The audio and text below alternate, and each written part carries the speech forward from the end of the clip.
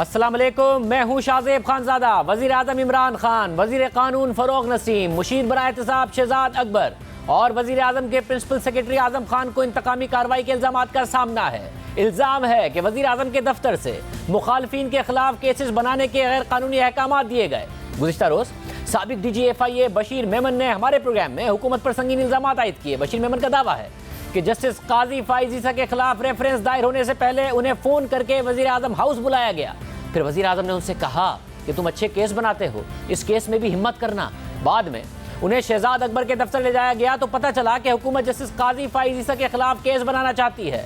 उन्होंने इस पर एतराज़ किया, जिसके बाद उन्हें वज़ीर कानून फ़रोग़ नसीम के दफ्तर ले जाया गया और फ़रोग़ नसीम ने कहा कि हमारे पास दस्तावेज़ात मौजूद हैं, मैं ये केस खुद लड़ूंगा। और आपको तो पता है कि मैं आज तक कोई केस नहीं हारा। इसके अलावा बशीर मेमन ने मौजूदा हुकूमत पर अपोजिशन के खिलाफ गद्दारी और दीगर केसेस बनाने के लिए दबाव के इल्ज़ामात भी आयद किए। साथ ही बशीर मेमन ने यह भी कहा कि अगर उन्हें किसी भी जुडिशल फोरम पर बुलाया जाएगा तो वो तफसीलात सामने रखेंगे। और इस पूरे मामले पर आज सियासी रद्द-ए-अमल भी सामने आया है। अपोजिशन इन इल्ज़ामात को अपने मौक़िफ़ की कामयाबी करार दे रही है और मज़ीद तहकीकात का मुतालबा कर रही है, जबकि हुकूमत इन इल्ज़ामात को बेबुनियाद करार दे रही है। वज़ीर आज़म के मुशीर बराए एहतिसाब बैरिस्टर शहजाद अकबर ने इस मामले पर रद्द-ए-अमल देते हुए कहा है कि बशीर मेमन को काजी फाइज ईसा के मामले पर वज़ीर आज़म या मुझसे मुलाकात के लिए कभी नहीं बुलाया गया।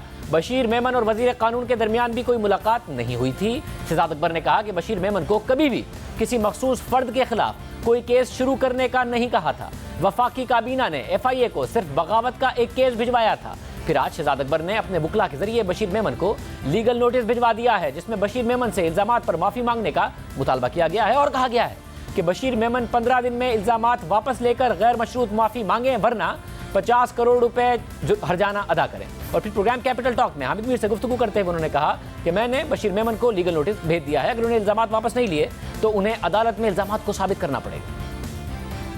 मैं ये चीज़ समझने से कासिर हूँ कि एक ऐसा शख्स जो 1.5 साल बाद उठता है और आज आके अपने इल्ज़ामात को एक वो मन गढ़ंत कहानी की सूरत में पेश कर देता है जिसकी कोई लीगल वैल्यू नहीं है, और उसकी क्या बेसिस होगी किसी जुडिशल इंक्वायरी की। और जब इतनी बड़ी स्टेप हो गया है कि मैंने उनके लगाए हुए तमाम इल्ज़ामात के ऊपर उनको लीगल नोटिस दे दिया है, और अगर वो अपनी बात को रिट्रैक्ट नहीं करेंगे तो मैं इसको अदालत में ले जाऊंगा और अदालत में जाके वही जुडिशल इंक्वायरी है उसके सामने इनको साबित करना पड़ेगा। अगर बशीर मेमन साहब सच्चे हैं और वो जो फरमा रहे हैं वो दुरुस्त है, तो वो फिर दूध का दूध और पानी का पानी अदालत के सामने हो जाएगा। इससे बड़ी जुडिशल इंक्वायरी क्या हो सकती है।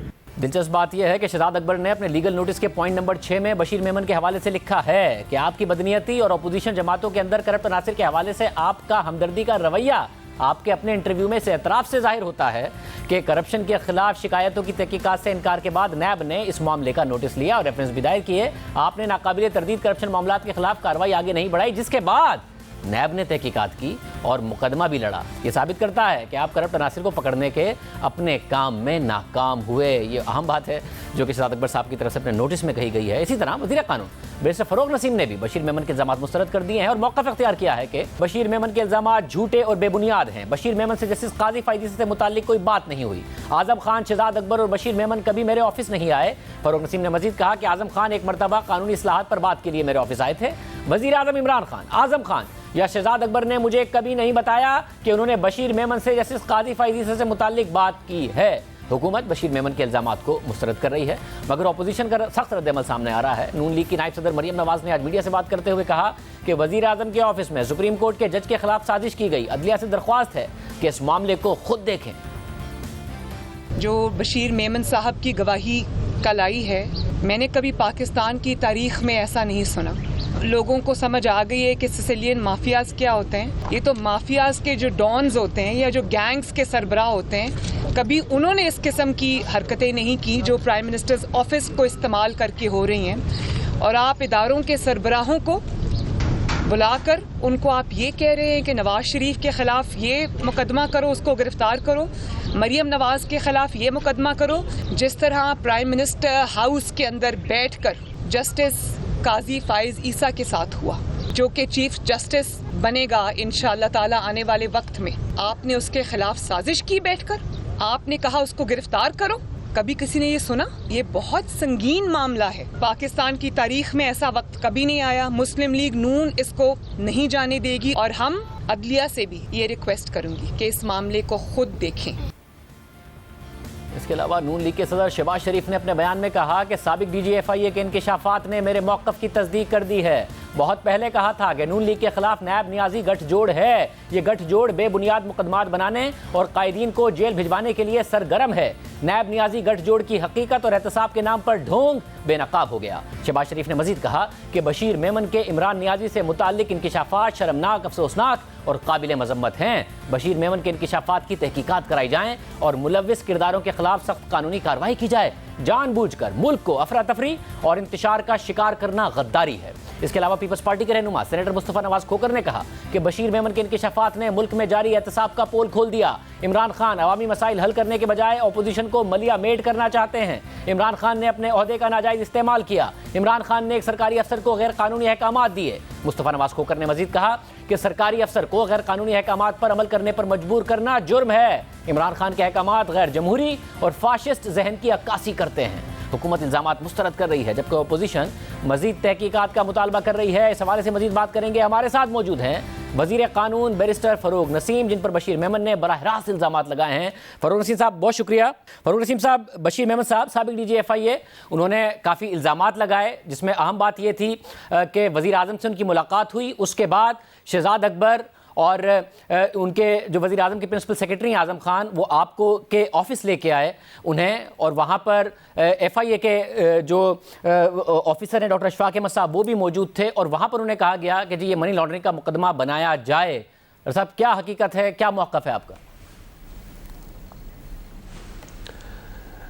देखिए, मैं गुजारिश करूँ कि मेरी वज़ीर आज़म साहब से आज भी बात हुई, और मैंने वज़ीर आज़म साहब से आज वो बलूचिस्तान में थे, टेलीफ़ोन पे मैंने पूछा कि मैंने कहा सर वो आपकी कभी बशीर मेमन साहब से आपने कभी ये कहा हो कि जस्टिस काजी फ़ाइज़ ईसा पे आप कोई केस बनाए मनी लॉन्ड्रिंग का, इसका उसका? कहना नहीं, सवाल ही पैदा नहीं होता। और मैंने कहा सर तो फिर आपकी तरफ से मैंने क्या बोलूँ? कहने बिल्कुल बोलो कि बिल्कुल गलत है, झूठ है, टोटली इनकरेक्ट। अच्छा, मैं आपको थोड़ी सी बात बताऊं ना, इसको थोड़ा सा डिकोड करते हैं। आज तक बशीर मेमन साहब, आज़म खान या शहजाद अकबर सब मिल के मेरे दफ्तर कभी नहीं आए। तो ये जो वो ये फरमा रहे हैं ना कि सब मिल के मेरे दफ्तर आ गए और उसमें ये चीज़ डिस्कस हुई, तो ये इसी बुनियाद पे ही झूठ साबित हो जाती है। क्योंकि मैं आपको बताऊं कि आज़म खान साहब सिर्फ एक दफ़ा मेरे पास आए थे अगस्त में 2018 में, और वो इसलिए आए थे कि वो जो लीगल रिफॉर्म्स हम करने जा रहे थे उस पे वो डिस्कशन करना था उनको, सिविल प्रोसीजर कोड पे, CRPC पे, इनहेरिटेंस पे, इस पे उस पे। उसके अलावा आज़म खान के पास तो टाइम ही नहीं है कि वो कहीं और जाएं, और हर वक्त वो PM के साथ क्योंकि उनको होना होता है प्रिंसिपल सेक्रेटरी को, तो ये इसी से ही इनकरेक्टनेस ऑफ द स्टेटमेंट इसी से ही सामने आ जाती है।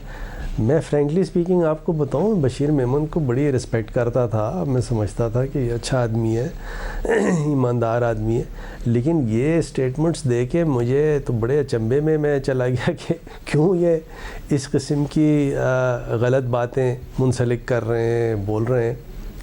बयान मेरे गुमान से बाहर है कि वो क्यों उन्होंने ये सब कहा। आपने कही कभी एक साथ मेरे पास नहीं आए, क्या ऐसा हुआ कि कभी शहजाद अकबर साहब और बशीर मेमन साहब आपके दफ्तर आए हों एक साथ? मैं आपको गुजारिश करूं कि शहजाद अकबर तो बहुत तेरी दफ़ा मेरे पास आए, और बशीर मेमन साहब मैंने फिर ज़रा सा अपने सारा ये लॉग निकलवाया, देखा कि कैसे कैसे कौन कौन आया हमारे पास। तो वो 2 या 3 मीटिंग्स ऐसी थी, एक एंटी टेररिज्म की थी, एक कोई और थी, जो कि एक और काफ़ी सारे लोग थे उसमें। तो उसमें बशीर मेमन साहब मेरे पास बिल्कुल आए हैं, लेकिन वो फिर दूसरे लोग भी उसमें मौजूद थे। पूरी बाकायदा एक कमेटी थी, एक मीटिंग थी। लेकिन मुझे ये बताएं कि जैसे वो ख़ुद फरमा रहे हैं कि मैंने उनसे कहा कि मैं केस ख़ुद लड़ूंगा। अच्छा, उस वक्त तो मेरा कोई प्रोग्राम था नहीं केस लड़ने का। ये डिसीजन तो उस वक्त हुआ जब ये फ़र्ज़ कीजिए कि जब justice Anwar Mansoor Khan attorney general थे, और उन्होंने वो एक इंसिडेंट हुआ, और उसके बाद PM ने मुझसे कहा कि देखिए इतनी जल्दी और कोई लॉयर नहीं होगा। मैंने कहा अच्छा ठीक है सर, आपका हुक्म सर आँखों पे। तो उसके अलावा मैं कोर्ट में ज़रूर गया कि अनवर भाई को कोई मेरी मुआवनत की ज़रूरत हो, शहजाद अकबर भी गए कि कोई मुआवनत की ज़रूरत हो। केस अनवर मंसूर ख़ान साहब ने ही आर्ग्यू करना था, तो 1-2 साल पहले 3 साल पहले मैं कह रहा हूँ कि मैं केस आर्ग्यू करूँगा। थर्डली सबसे इम्पॉर्टेंट चीज़ ये मुझे बताइए कि ये 2.5-3 साल ये बशीर मेमन साहब खामोश क्यों रहे? बताया क्यों नहीं सबको कि जी मेरे पास ये इन्होंने ये मुझसे कहा है और ये बिल्कुल गलत है? तो मेरा ख़्याल है बशीर मेमन साहब को इसको सोचना चाहिए, इसको विड्रॉ करना चाहिए। कोई अभी भी नहीं बिगड़ा, कोई ऐसी चीज़ नहीं है। ठीक है, मुझे उस वक्त बड़ा बुरा लगा था ये क्यों इस तरह बोल रहे हैं। बशीर मेमन साहब को इसको समझना चाहिए, सोचना चाहिए, विड्रॉ करना चाहिए। चले उन्होंने किसी अगर बात वो किसी तो के वो कह रहे थे कि वो अदालत का सामना करने को तैयार हैं अगर अदालत उन्हें बुलाती है तो। बैरिस्टर शहजाद अकबर तो उन्हें लीगल नोटिस भेज रहे हैं, आप उनसे ये मुतालबा कर रहे हैं वो बयान वापस ले, आपकी कानूनी चाराजोई नहीं करेंगे? नहीं, मैं आपको बताऊं कि शाहजेब, मैं आपको सच बताऊं, क्योंकि बशीर मेमन को मैं एक वन ऑफ दोज ऑफिसर समझता था जो कि हमें तो यही बताया गया था ईमानदार आदमी सारा और सच बोलेगा। तो मुझे अब कुछ देर पहले बड़ा मैं शदीद गुस्से में था, हालांकि गुस्सा मुझे नहीं आता ये क्यों ये इस तरह की बात की, और मैंने ये बिल्कुल जहन बनाया था कि मैं कानूनी चाराजोई करूँगा, लेकिन और मैं कर सकता हूँ उस पर, कानून राइट्स आर रिजर्व्ड, मैं उसको रिफ़्लेक्ट करना चाहता हूँ। मैं काश बशीर मेमन साहब जो हैं कुछ बेटर सेंस प्रिवेल करें, सच का सामना करें, क्यों ये बोल रहे हैं, अभी विड्रॉ करें। क्योंकि देखिए, अच्छा मैं आपसे एक सवाल पूछूं, वो ख़ुद ये बोल रहे हैं कि जी आप तो बड़े मंजे हुए वकील हैं। अच्छा जी ठीक है, मैं अगर थैंक यू वेरी मच, मैं बड़ा मंजा हुआ वकील हूँ। आप मुझे बताइए कि DG FIA का सुपीरियर कोर्ट के किसी जज से क्या ताल्लुक़ है? उसके ख़िलाफ़ कोई वो केस बना सकता है? वो तो सुप्रीम जुडिशल काउंसिल का इस्तेकाक है। मैं क्यों कहूँगा, इमरान खान क्यों कहेंगे? तो मुझे नहीं समझ में आ रहा ये कौन ऐसा है जो ये चाहता है कि एग्जीक्यूटिव जो है वो जुडिशरी से लड़ पड़े खामखा। इतनी ऑलरेडी एक माहौल इस तरह का हुआ है, ये ख़त्म हो गया माहौल, अब इसको खुश उसलूबी से आगे चलना है। तो बजाय इसके कोई, अच्छा ये मैं हरगिज़ मैं दोबारा जैसा आपने कहा कि उन्होंने जैसा कि आपने कहा कि तो सुप्रीम जुडिशल काउंसिल का काम है, वो कह रहे हैं कि मैंने भी यही बात की, मगर मुझे आगे से कहा गया कि ये कानूनी मामलात फरूक नसीम साहब पर छोड़ दो। और फरूक नसीम साहब ने कहा कि आपको तो पता है कि मैं केस नहीं हारता हूँ, कराची से आप मुझे अच्छी तरीके से जानते हैं। वो कह रहे हैं मैं आगे से ये कह रहा था, मनी लॉन्ड्रिंग का कह रहे हैं कि केस बनवाना चाहते थे। बाद में बहरहाल रेफरेंस में मनी लॉन्ड्रिंग का इल्ज़ाम लगाया गया, जो अदालत ने मुस्तरद किया कि उसमें मनी लॉन्ड्रिंग के लिए ना कोई प्रेडिकेट ऑफेंस बताया गया, ना ही फॉरेन एक्सचेंज के रूल्स की कोई खिलाफ वर्जी बताई गई फायदी साहब और उनकी अहलिया के खिलाफ। तो ये बहरहाल बाद में तो रेफरेंस में इल्ज़ाम लगाया गया जिसका वो कह रहे हैं कि उनसे आप चाहते थे कि कार्रवाई हो उनके इल्ज़ाम के मुताबिक। वो अलग अलग बातें, देखिए आप एक ब्रेथ में शाहजेब अलग अलग 3-4 बातें कर रहे हैं।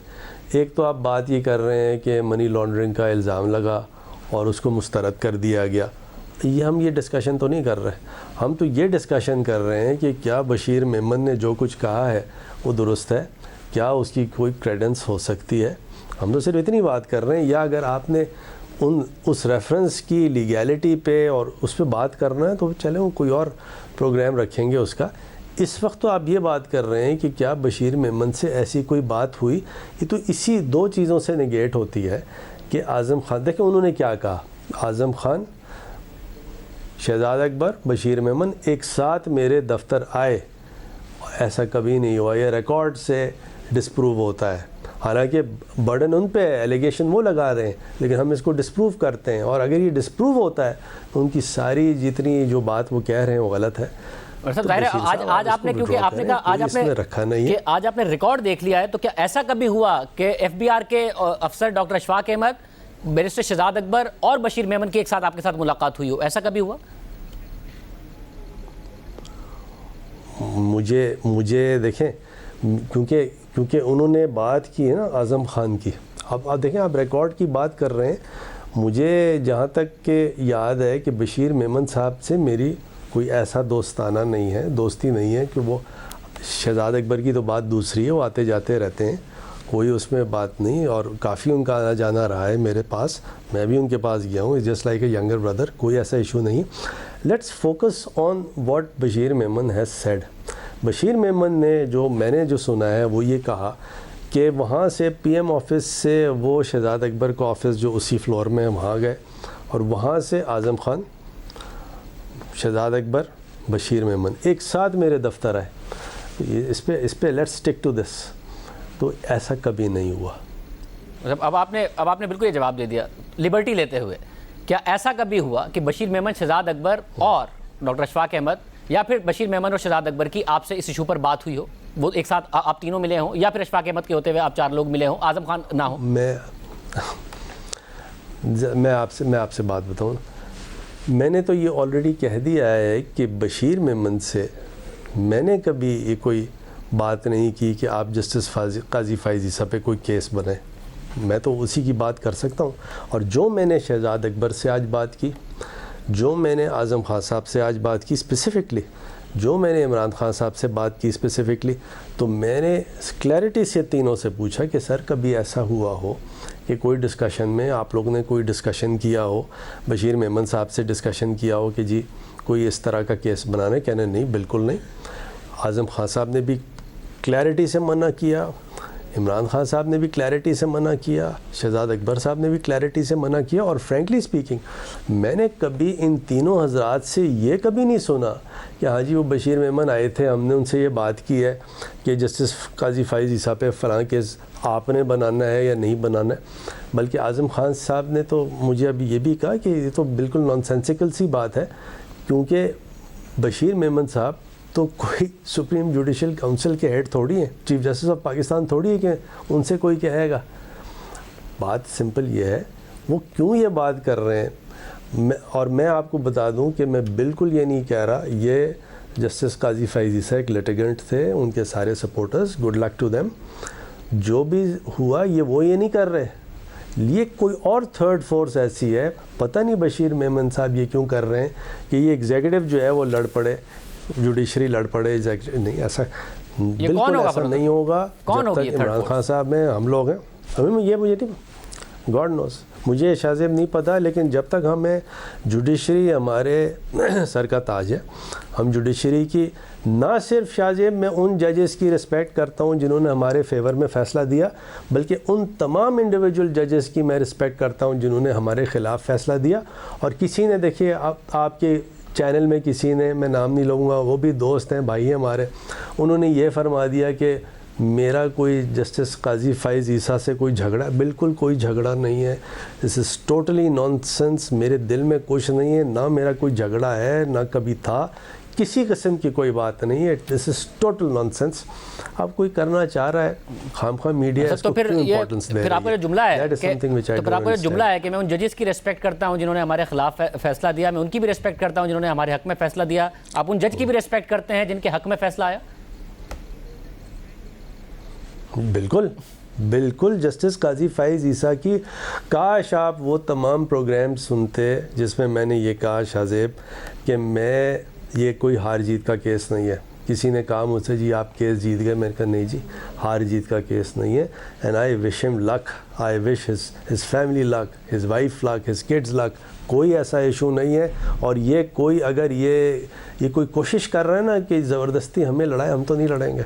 ऐसा क्योंकि मीडिया जो चाहे कर ले, बशीर मेमन साहब जो चाहे कर लें, हम तो किसी से नहीं लड़ेंगे।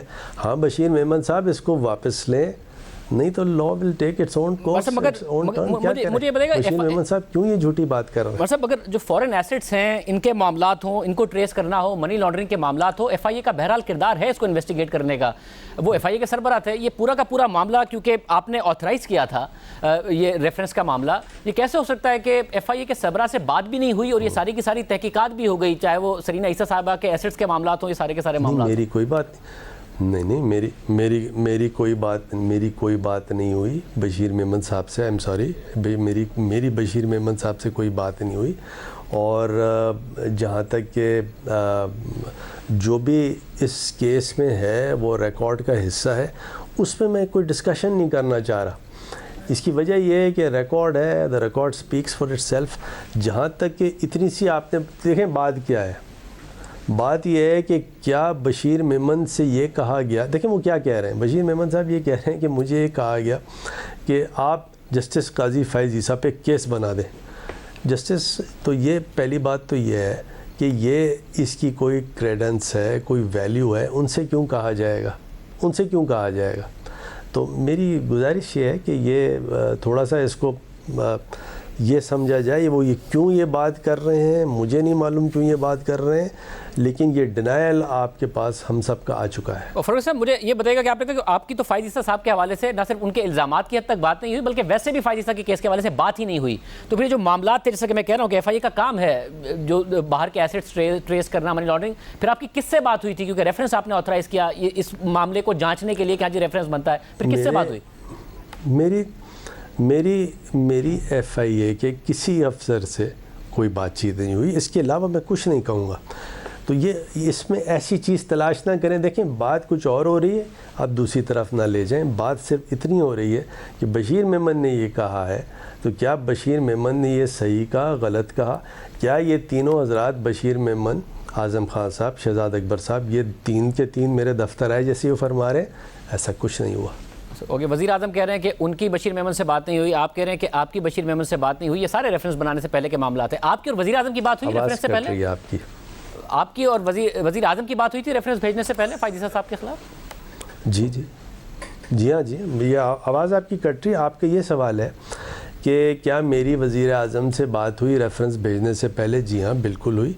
वज़ीर आज़म से भी हुई और सदर साहब से भी हुई।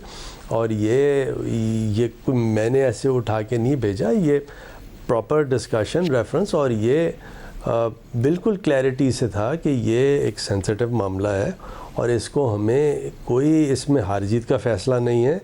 इसमें जो रेलेवेंट अथॉरिटी है सुप्रीम जुडिशल काउंसिल है, उसके पास मटेरियल जो एक चीज़ आई है वो उस तरह भेज दिया जाए, supreme court, supreme judicial council जाने, उसका काम जाने, दैट्स ऑल। वैसे मैं सिर्फ एक चीज़ पर आपका फिर ओपिनियन लेना चाहूँगा। जो अदालत का फैसला था उसमें लिखा हुआ है कि प्राइम मिनिस्टर और प्रेसिडेंट की ऑथराइजेशन नहीं ली गई थी, लॉ मिनिस्टर यानी आपकी ऑथराइजेशन ली गई थी, और क्योंकि कोई वैलिड ऑथराइजेशन नहीं थी तो गैर कानूनी तौर पर सरीना ईसा के टैक्स रिकॉर्ड को एक्सेस किया गया, ये लिखा। तो ये आपने ऑथराइज़ किया था उनकी ऑथराइजेशन के बगैर? अब थोड़ा सा अब आपने, हालांकि आपने जो मुझे बताया था ये सिर्फ बशीर मेमन का इंटरव्यू की बात हो रही थी। ये जो लीगैलिटी और इलीगैलिटी है रेफरेंस की, इस पे बात नहीं हो रही थी। जो रूल्स ऑफ बिज़नेस है उसमें ये लिखा हुआ है रेफरेंस जो है वो लॉ मिनिस्ट्री भेजती है। तो वो जो मुरव्विज तरीक़ा था उसके हिसाब से ये फॉर्मुलेट हुआ। लेकिन देखें होता क्या है, गवर्नमेंट का थोड़ा सा काम समझें।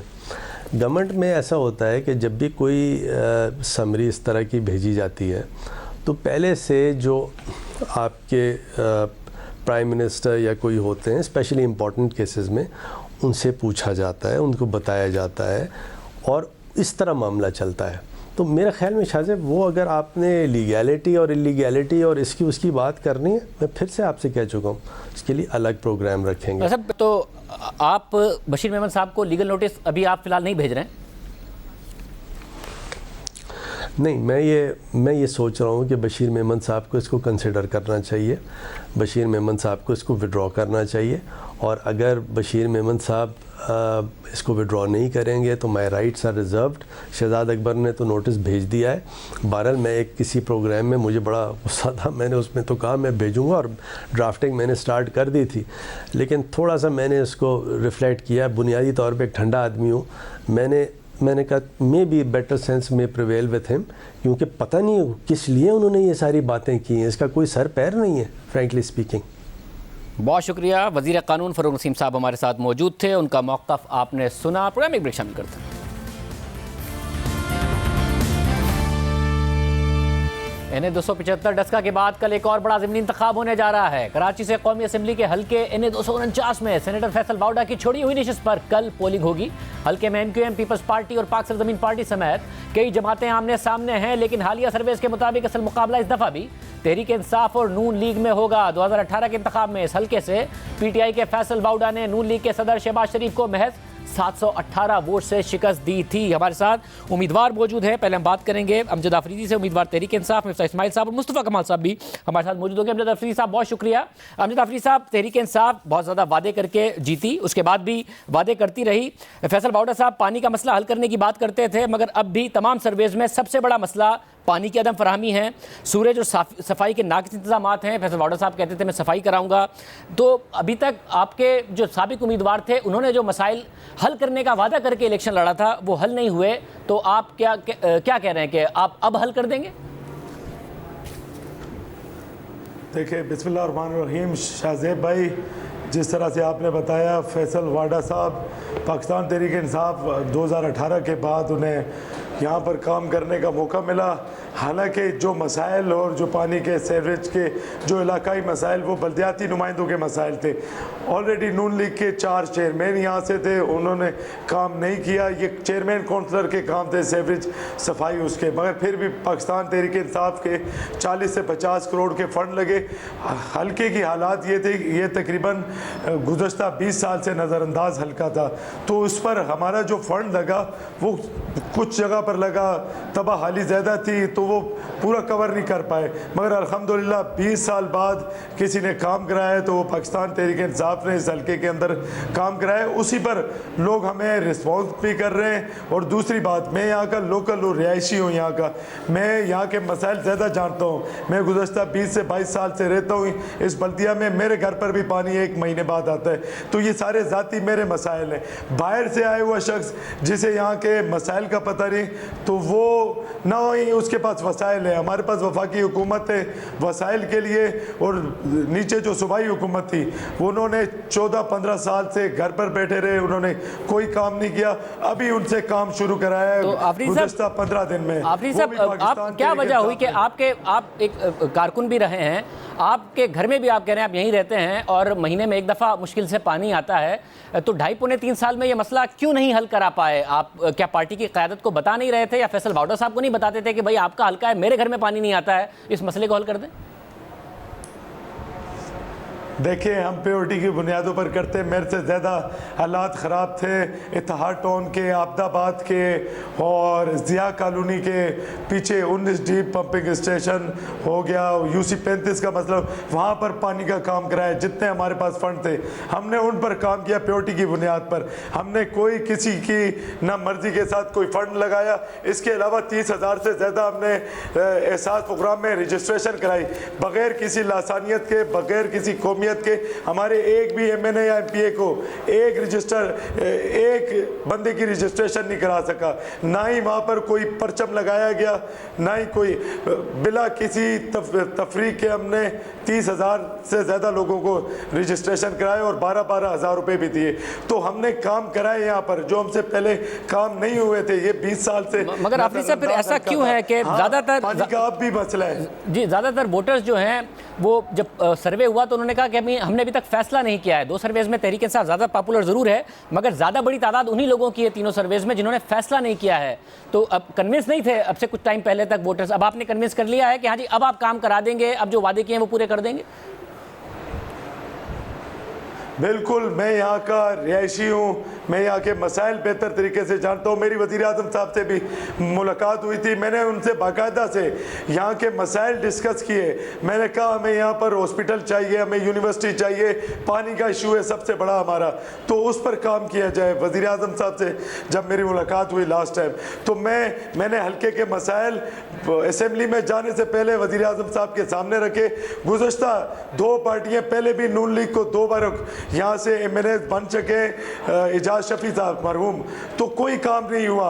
उसी तरह से अब जो बाहर से पार्टियाँ आई हैं, बाहर से लोग आए हुए हैं और इलेक्शन लड़ रहे हैं, यहाँ पर आपस में तसादम करके यहाँ का माहौल ख़राब कर रहे हैं। कल का जो वाक़या हुआ आपके सामने, ये देखिए बड़े पुरअमन लोग हैं यहाँ के, और यहाँ के लोग ना ही कोई लासानियत पर यकीन रखते हैं, वो भाईचारे पर यकीन रखते हैं। मगर जिस तरह से यहाँ हालात बनाए जा रहे हैं, एनवायरनमेंट बनाया जा रहा है, बाहर से आके के लोग ये काम कर रहे हैं। अब उसमें गरीब वर्कर, गरीब यहाँ के इलाकाई लोग वो हरासा हो रहे हैं। बहुत शुक्रिया, मसाइल बन रहे हैं। बहुत शुक्रिया। मैं मिस्टर इस्माइल साहब से भी, मिस्टर इस्माइल साहब तकरीबन 700 वोट की लीड से फैसल वाउडा साहब जीते थे शहबाज शरीफ साहब से। उस वक्त जनरल इलेक्शन था, लोगों की अलग एक्सपेक्टेशन होती है कि शायद ये पार्टी हुकूमत बना लेगी और हमारे मसाइल हल होंगे।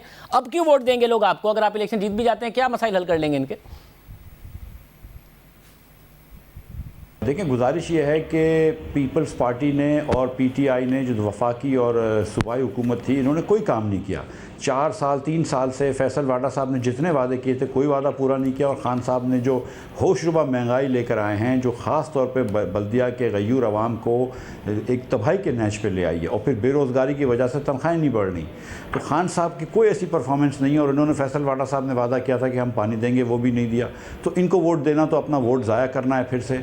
और फिर उसके बाद पीपल्स पार्टी है जिन्होंने 13 साल से इधर एक गटर का ढक्कन नहीं लगाया। अब पिछले 13 दिनों में काम कर रहे हैं मेरे डर से, लेकिन सच्ची बात यह कि जो पानी बल्दिया के आवाम को नहीं मिल रहा, वो जो है पीपल्स पार्टी हाइड्रेंट लगा के बेच रही है। तो ना पीपल्स पार्टी ने तो पानी इनका दे दिया, खान साहब ने इनके आटा चीनी की कॉस्ट डबल कर दी। तो ना पीपल्स पार्टी को वोट देने का है, ना खान साहब को वोट देने का है। तो इंशाअल्लाह ताला बल्दिया के अवाम, पिछली मरतबा भी हम समझते हैं कि शहबाज शरीफ साहब को इन्होंने वोट दिया था, कामयाब किया था। बहरहाल अल्लाह को ये मर्ज़ी नहीं थी कि ये मर्ज़ी नहीं थी, लेकिन इंशाअल्लाह हमको यकीन है अल्लाह की ज़ात से कि इस बार अल्लाह हमको कामरानी से नवाजेगा। मतलब आप जो कह रहे हैं कि इस हल्के के मसाइल ने जो तहरीक इंसाफ ने हल नहीं किए, पीपल्स पार्टी ने नहीं किए, मगर पोल्स में भी नज़र आ रहा है कि इस हल्के का मसला है साफ़ पानी की फराहमी, फिर मसला है टूटी हुई सड़कें, फिर आवाम कह रहे हैं कि जी सूरज के मसाइल हैं, नाक़िस इंतज़ामात हैं, कचरे के मसाइल हैं। अब आपके पास ना तो सूबाई हुकूमत है, ना वफाकी हुकूमत है, तो आप कैसे कर लेंगे ये मसाइल हल अगर आपको वो वोट दे दें और आप जीत जाएं? बिल्कुल खानदादा साहब, जिनके पास सूबाई हुकूमत है उन्होंने तो कोई हल नहीं किया 13 साल के अंदर, बल्कि उन्होंने तो मसला बढ़ा दिया यहाँ पे हाइड्रेंट्स जगह जगह पे लगाकर और पानी को बेचकर। देखिए, हर आदमी जिसके पास बल्दिया में रहता है उसको पानी पीने का तो मिलता है, पानी तो है, पानी की किल्लत नहीं है। ये डिस्ट्रीब्यूशन का मसला है। ये हाइड्रेंट लगा के पानी ट्रकों को बेचते हैं, ट्रक वालों से सुजुकी को बिकता है, फिर वो घरों में, छोटे छोटे घरों में बिकता है। ये मसला है। अब अगर हाइड्रेंट्स बंद करवाएंगे, सिंध हुकूमत वैसे नहीं बंद करेगी, मैं कानूनी चाराजोई करूँगा, अपने खर्चे से कानूनी चाराजोई करूँगा इंशाअल्लाह ताला, और नहीं बंद करा तो धरना देंगे। यहाँ पे आबाई वसाइल के वज़ीर थे फैसल वाडा साहब, जो कि झूठ बोल के आए थे कि मैं अमरीकी शहरी नहीं हूँ, और वो थे, और कचरे पे बैठ के तस्वीर खिंचवाते थे। ना 1 किलो का कचरा उठाया, ना 1 लीटर पानी दिया इन्होंने, और सिर्फ महंगाई इधर दी है, ना कभी हल्के में तशरीफ़ लाए हैं। और पीपल्स पार्टी वालों ने कोई काम नहीं किया। 13 साल से आपने हल्के के अंदर कभी पूछा नहीं कि किसी को पानी मिलता है, कि पानी से बच्चा बिलक के मर रहा है इनकी भला से। तो अब ये किस बहाने पे वोट मांगने आए हैं? मतलब यानी कि पीपल्स पार्टी साहब के ताल्लुकात अच्छे हैं नहीं, तहरीक इंसाफ के तो आप हैं ही मुखालिफ, एक की सूबाई में हुकूमत, एक की वफाक में हुकूमत, तो आप कानूनी रास्ते से और एजिटेट करके इस हल्के के मसाइल हल करने का वादा कर रहे हैं। शाहज़ेब भाई, पहले ये बात तो तस्लीम कर लेना कि पीपल्स पार्टी और पीटीआई तो कुछ भी नहीं कर रहे, नाकाम रहे हैं, कम्प्लीटली नाअहल भी हैं और बदनीयती भी इन्होंने ज़ाहिर करी है। जब ये बात कंप्लीट कर लेते हैं आप, तो हमारे अलावा क्या ऑप्शन है? और आप ये देखिए कि मैंने इनसे कहा है कि मैं कानूनी चाराजोई करूँगा। अगर मुझे ये पैसे वॉलंटरली जमा करने पड़ेंगे, 60-65 करोड़ रुपये के 4 पंपिंग स्टेशन लगाने हैं, तो पहाड़ों तक पानी पहुँचा देंगे। पानी तो वाफर है अगर आप हाइड्रेंट्स बंद कर दें, तो पहले आप हाइड्रेंट्स बंद करें, फिर पंपिंग स्टेशन लगाएं, फिर पाइप चेंज करें। ये करना होगा। अगर इनको ये पैसे नहीं देंगे तो हम पैसे भी जमा कर लेंगे। अब अल्लाह की मेहरबानी से मुस्लिम लीग वालों को इतना काम आता है, मैं इस मुल्क का वज़ीर ख़जाना रह चुका हूँ, मैं लोगों से, कंपनियों से पैसे लेके जमा कर लूँगा, कोई इतनी बड़ी बात नहीं है। अगर इंसान की नीयत तो होनी चाहिए ना, इनकी तो कभी नीयत ही नहीं है साफ़ पानी देने की। ये अगर अभी आज भी ये पीटीआई वाले पाइप लगा रहे हैं तो पीछे से कनेक्शन नहीं है, एक जगह का बंद कर रहे हैं, दूसरी जगह का खोल रहे हैं। पीपल्स पार्टी वाले रोड तोड़ रहे हैं, पाइप बना रहे हैं, फिर रोड बना रहे हैं और पीछे से कनेक्शन नहीं है। ये तो मतलब ये तो सियासत कर रहे हैं, और एक तो गैर कानूनी सियासत कर रहे हैं। बहुत शुक्रिया मिस्टर इस्माइल साहब की गुफ्तगू आपने सुनी। मुस्तफ़ा कमाल साहब हमारे साथ मौजूद होंगे। एक सर्वे में दूसरे नंबर की पॉपुलर पार्टी वो भी हैं, पहले नंबर पर तहरीक इंसाफ है, तीसरे पर नून लीग है। उनसे पूछेंगे कि वो क्यों उम्मीद कर रहे हैं और वो कैसे मसाइल हल करेंगे। एक ब्रेक के बाद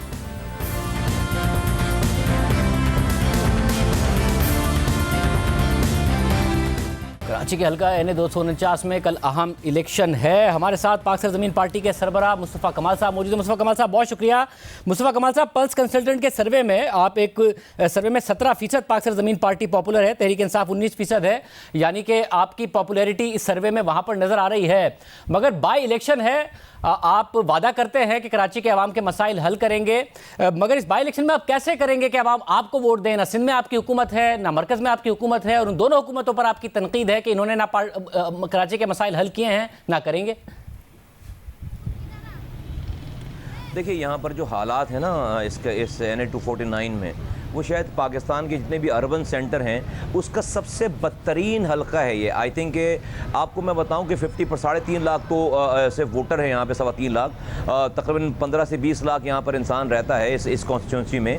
यहाँ पर 50% ऐसा इलाका है, ऐसे इलाके हैं जहाँ पर पूरे साल भर में सिर्फ 6 घंटों के लिए पानी आता है यहाँ पे, 6 घंटों के लिए, यानी कि हर 2 महीने के बाद 1 घंटे का पानी।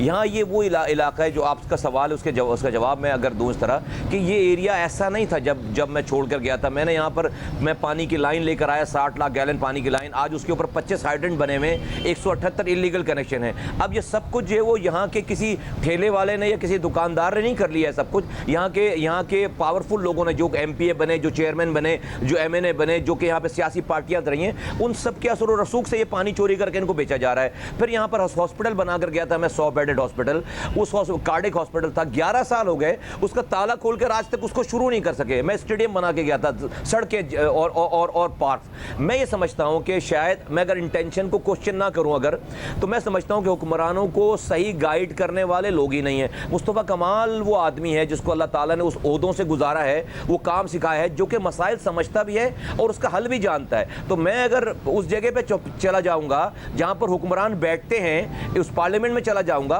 तो मैं यहां के लोगों के ना सिर्फ मसाइल बता रहा हूंगा बल्कि उसका हल भी दे रहा हूंगा। अगर कोई मुनाफिक नहीं है तो उसको मेरी बात माननी पड़ेगी। मुस्तफा कमाल साहब, जो आपका ट्रैक रिकॉर्ड है वो तो अपनी जगह पर है, बतौर नाजिम आपने जो शहर के लिए काम किया, उस ट्रैक रिकॉर्ड की वजह से मेरा ख्याल आप उसमें नज़र भी आ रहा है कि पल्स कंसल्टेंट में कि 17% अवाम में आपकी मकबूलियत है इस हल्के में। मगर उस ट्रैक रिकॉर्ड को बुनियाद बनाकर आप असेंबली में जाके तकारीर तो कर लेंगे, इस बात को यकीनी कैसे बना लेंगे? प्रेस कॉन्फ्रेंसेज आप कर रहे हैं, मुसलसल मसाइल उठा रहे हैं, कैसे सिंध हुकूमत को मजबूर कर देंगे कि मसाइल हल कर ले? कैसे मरकजी हुकूमत को मजबूर कर देंगे कि जो वादे कर रहे हैं वो इतने अरसे से उन्हें पूरा कर दें?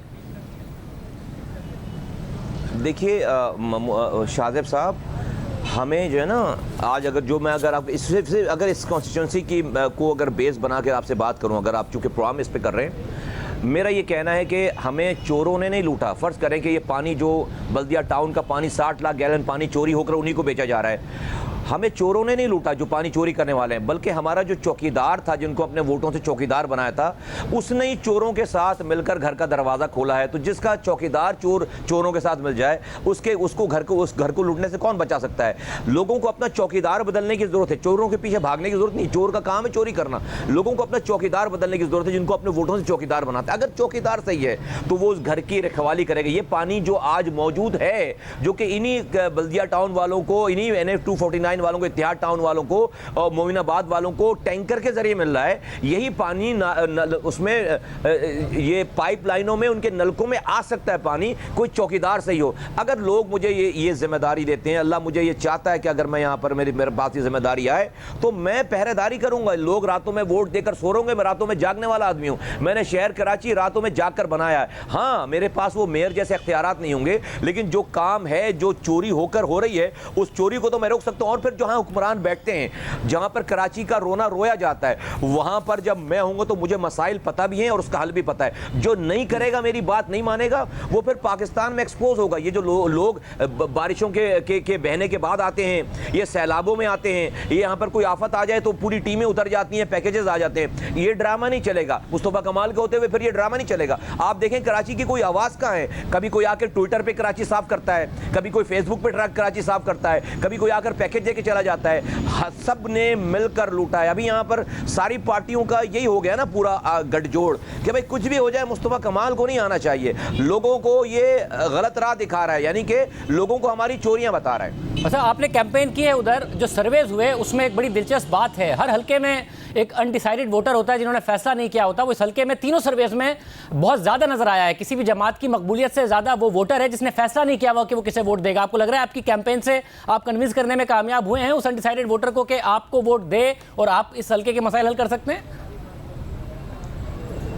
शाहज़ेब साहब, जो इस इलाके के मसाइल हैं ना, जो हालात हैं, जो यहाँ पर हालात हैं, और जो पार्टी देखिए पीपल्स पार्टी इक़्तिदार में है, PTI इक़्तिदार में है, MQM इक़्तिदार में है, PMLN का वज़ीर आज़म 3 दफ़ा वज़ीर आज़म रहा है, यहाँ पर 9 में से 4 UC नाज़मीन PMLN के हैं, उनको यहाँ से वोट पड़ता रहा है। तो ये सारी पार्टियाँ तो इक़्तिदार में रही हैं या इक़्तिदार में हैं, तो इस इलाके में भाई फिर पानी आना चाहिए था ना, इस इलाके में फिर सड़कों का इतना बुरा हाल नहीं होना चाहिए था। मेरे स्टेडियम बनाए हुए पे आज गटर लाइनें नहीं बह रही होती, यहाँ पर कार्डियक अस्पताल बनाकर गया था, 10 साल 11 साल हो गए मुझे गए हुए, यहाँ पर अस्पताल चलना चाहिए था। तो अगर लोगों के मसाइल को देखेंगे तो एक भी वोट जो मौजूदा पार्टीज हैं उनको तो एक भी वोट नहीं डालेंगे लोग, इसलिए कि लोगों का कुछ भी ठीक नहीं हुआ। मेरे पास आज जो क्लाउड आ रहा है सारा, वो मेरा डेफिनेटली वो इन्हीं पार्टियों से मुतनफ़िर होकर तो लोग मेरे पास आ रहे हैं, वरना कोई अलग से तो मैं कोई लोग लेकर नहीं आए। इन लोगों को मेरा काम, आखिरी काम याद है, लोगों को मेरा यहाँ पर उनके साथ खड़ा होना याद है, यहाँ पर उनके साथ जागना याद है, और लोगों को पता है कि सारे कामों में इसने चोरी नहीं की। मैंने अपने हाथों से 300 अरब रुपए खर्च किए, 30,000 करोड़ रुपए, और मैंने 1 रुपए भी उसमें से चुराया नहीं, हराम नहीं कमाया। मेरा यहाँ 4-4 दिनों के लिए जो MPA यहाँ पर चेयरमैन रहा है ना, उसके यहाँ पर शादी हॉलों की लाइनें लगी हुई हैं, वही जो है वो हाइड्रेंट भी चला रहा है। मुस्तफा कमाल के शादी हॉल तो पूरे कराची में होने चाहिए, मुस्तफा कमाल के हाइड्रेंट तो पूरी कराची में होने चाहिए। आज यही मेरा एक भी नहीं है, यही मेरा किरदार है जिसकी वजह से आज लोग हमारे साथ जुड़ रहे हैं। बहुत शुक्रिया मुस्तफ़ा कमाल साहब की गुफ्तगू आपने सुनी। इजाज़त दीजिए, अल्लाह हाफ़िज़।